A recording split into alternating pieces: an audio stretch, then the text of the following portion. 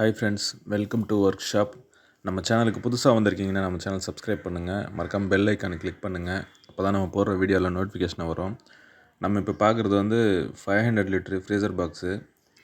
ஃபுல்லாக காயில் நம்ம புது காயில் போட்டு ரெடி பண்ணியிருக்கோம். 12 மணி நேரம் ரன்னிங்க்கு அப்புறம் இருக்கிற கூலிங் இது. அதாவது ஒரு சின்ன தட்டில் தண்ணி ஊற்றிட்டு போயிருக்கோம். ஐஸு நல்லா கட்டியிருக்கு.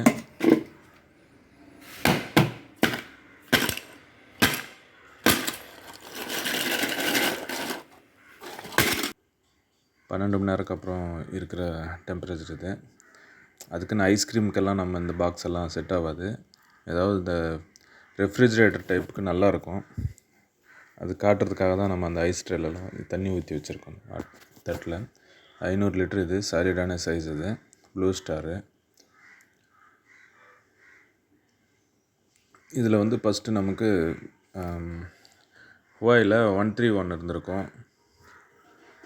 நமக்கு வர்றப்போ கம்ப்ரஸர் வரல, கண்டென்சரி இருந்தது. இருந்தாலும் அது ரொம்ப நாள் பக்கத்தில் வச்சுருந்துருப்பாங்களோனால அதையும் நம்ம க்ளீன் பண்ணி தான் ரெடி பண்ணுறோம்.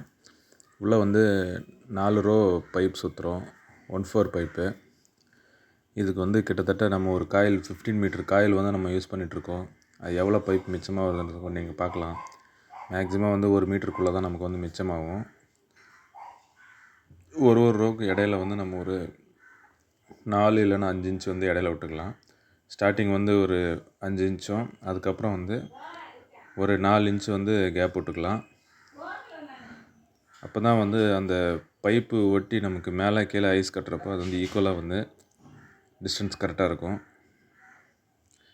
ஒருவேளை நம்ம போடுறது இன்னும் ஹெவி கம்ப்ரஸராக இருக்குது அப்படின்னா 6 இல்லைன்னா 8 ரோ கூட சுற்றலாம்.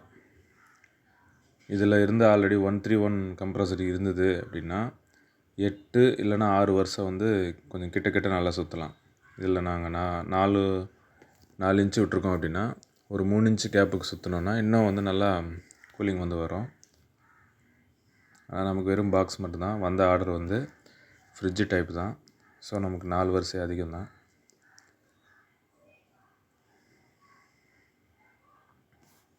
இந்த கிளாம்ப் வந்து ஆல்ரெடி நம்ம சொல்லியிருக்கோம், ஹார்ட்வேர் ஷாப்பில் வந்து கிடைக்கும். ஸ்டீல் கிளாம்ப் இது. ஐரின்னு இல்லைன்னா வேறு எதில் நம்ம கட் பண்ணி ரெடி பண்ணுறதெல்லாம் இல்லை. ஆல்ரெடி இதே சைஸுக்கு இதே மாதிரி பெண்டு பண்ணி கரெக்டாக கடையில் விற்பாங்க. கிச்சனுக்கு ரேக் செட்டு ரெடி பண்ணுவாங்க. அதில் வந்து இந்த கிளாம்ப் வந்து யூஸ் பண்ணுவாங்க. இது நல்லா பர்ஃபெக்டாக இருக்கும் நமக்கு.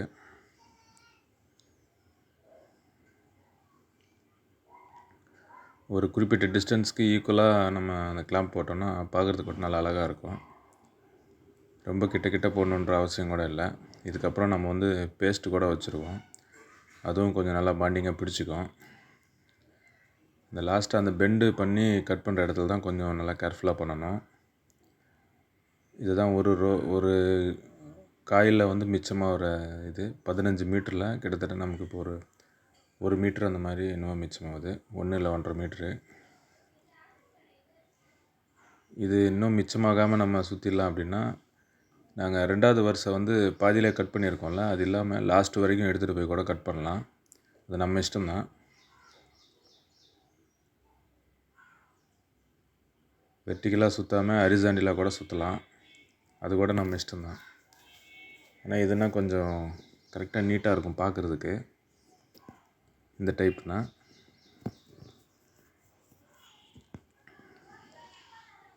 ரிட்டன் பைப்பு அது ஸ்ட்ரெயிட்டாக கம்ப்ரஸருக்கு மேலே வராமலும் ஃபேன் மோட்டருக்கு மேலே வராமலும் கரெக்டாக கொஞ்சம் சென்டரில் வர மாதிரி ஹோல் போட்டு எடுத்துக்கிட்டால் நல்லது. ஏன்னா கண்டிப்பாக ரிட்டன் ஐஸ் கட்டும்.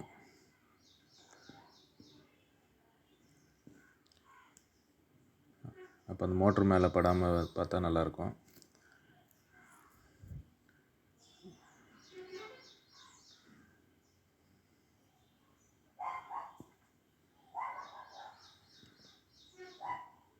இது ரிட்டன் பைப். இது உள்ளே போய்ட்டு ரிட்டனு நம்ம இஷ்டம் தான். ஸ்டார்டிங் இதுக்கு கூட கொடுத்துக்கலாம். இந்த பைப்பு கொடுத்து கூட நம்ம ஃபஸ்ட்டு வெளியில் வர பைப்பு கூட நம்ம ரிட்டன் வச்சுக்கலாம். நம்ம இஷ்டம்தான். ஆனால் மேலே வச்சா கொஞ்சம் நல்லாயிருக்கும். ஏன்னா ஸ்டாக்கு அந்த 2 பைப்பு வரைக்கும் தான் நம்ம வைக்க சொல்லுவோம். மீது 2 பைப்பு மேலே இருந்ததுன்னா நமக்கு கூலிங் வந்து கொஞ்சம் கரெக்டாக இருக்கும். நம்ம இப்போ போடுற கம்ப்ரஸர் வந்து பெனாசோனிக் ஃப்ரிட்ஜு. ஒரு 240 லிட்ரு ஆவரேஜ். இந்த கம்ப்ரஸர் வந்து நம்ம வேர்ல்ஃபுல் ஃப்ரிட்ஜில் அதிகமாக பார்த்துருப்போம். ஸ்டிக்கர் இதில் பெனாசோனிக்னு போட்டிருக்கு. 57 சீரீஸு வேர்ல்ஃபுல்லில் ஒரு 240 லிட்ரு 250 லிட்டருக்குள்ளே இருக்கிற சைஸில் வரும் இது. இந்த கம்ப்ரஸரு இதுக்கு பர்ஃபெக்டாக செட் ஆகும்.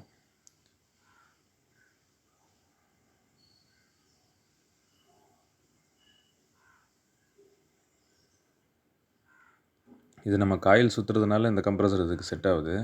இன்கேஸ் இன்னர் காயில் இருக்குது அப்படின்னா இந்த கம்ப்ரஸர் இதுக்கு சரி போகாது. இதை விட நல்லா டபுள் ரேஞ்ச் இருக்கணும். அதான் Huawei 131 இல்லைன்னா 113 இல்லைன்னா Huawei 90 இல்லைன்னா எல்ஜியில் எடுத்துக்கிட்டோம் அப்படின்னா 88ஆவது சரியாக போயிடும்.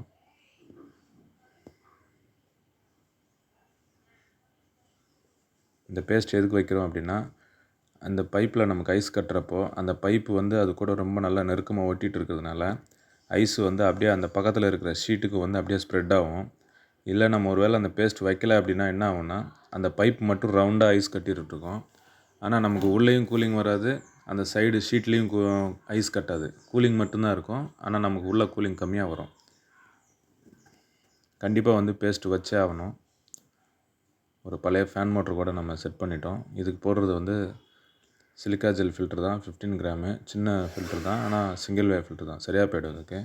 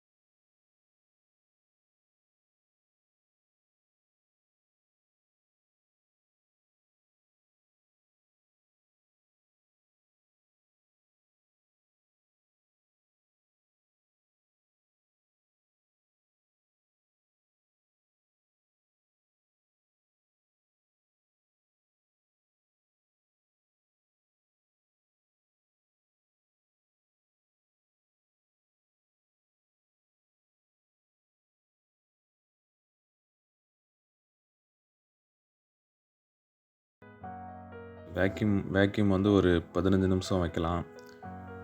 இல்லை டைம் இல்லை அப்படின்னா ஒரு 10 நிமிஷமாக அது கண்டிப்பாக வச்சே ஆகணும். இப்போ நம்ம பண்ணுறது மாமூலாக ஒரு சின்ன ஃப்ரிட்ஜு, ஒரு டபுள் டோர் ஃப்ரிட்ஜு பண்ணுற ஒர்க் மாதிரி தான். ரொம்ப ஹெவி ஒர்க் இல்லை. 15 நிமிஷம் வச்சா நல்லாயிருக்கும்.